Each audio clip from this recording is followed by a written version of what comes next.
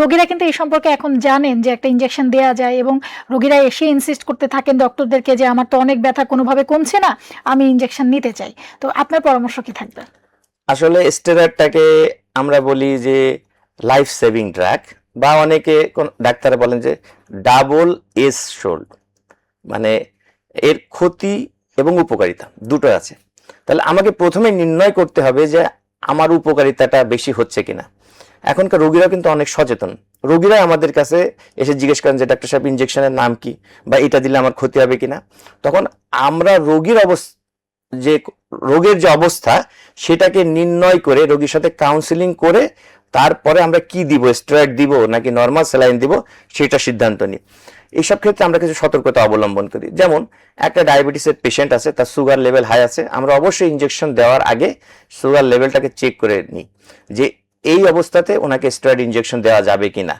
যদি রোগী সেই ধরনের কন্ডিশনে থাকে যে সুগার লেভেল কম থাকে, তাহলে আমরা সেটাকে অ্যালাউ করি। তবে তার আগে আমরা রোগীর সাথে কাউন্সিলিং করে নিই, এবং ইনজেকশন পরবর্তী ডায়াবেটিসটাকে নিয়ন্ত্রণের জন্য আমরা রোগীকে সেভাবে কাউন্সিলিং করি। দ্বিতীয় আরেকটা অসুখ যেটা ইনফ্লামেটরি যে আর্থ্রাইটিসগুলো আছে, সেক্ষেত্রে কিন্তু স্টেরয়েড ইনজেকশন খুব ভালো কাজ করে। কারণ আমরা নামটাই বলছে যে ইনফ্লামেটরি আর্থ্রাইটিস, অর্থাৎ এই জয়েন্টের মধ্যে ইনফ্লামেশন হচ্ছে।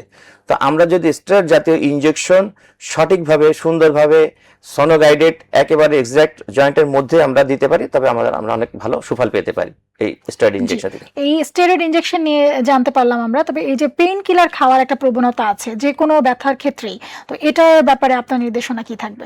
হ্যাঁ, দেখুন, পেইন কিলার নিয়েও এখন কিন্তু আমাদের অনেক রোগীরা বেশ সচেতন।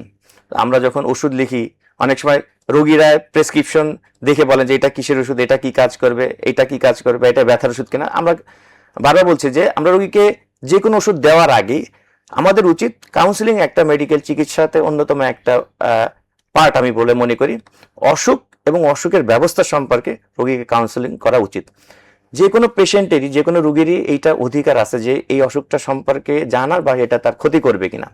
তো এনএসআইড নিয়ে আমাদের অনেকের একটা ধারণা আছে যে এনএসআইড কিডনি নষ্ট করবে, হার্টের সমস্যা করতে পারে। তো এই ব্যাপারে আমরা অনেক সচেতন থাকি। আমরা আগে কিছু হিস্ট্রি নিয়ে দেখি যে এই রোগীটার জন্য এনএসআইড প্রযোজ্য কিনা। যদি এনএসআইড প্রযোজ্য হয়, অর্থাৎ ব্যথার ওষুধ প্রযোজ্য হয়, তাহলে কোন ধরনের ব্যথার ওষুধ প্রযোজ্য, কোন মাত্রায়, কতদিন, এই রোগীর কোন কোন অসুখ আছে। যেমন যদি কারোর কার্ডিয়াক সমস্যা থাকে, তাহলে তার জন্য সেফ এনএসআইড কোনটা। যদি কারোর কিডনির সমস্যা থাকে, তাহলে তার জন্য সেফ এনএসআইড কোনটা।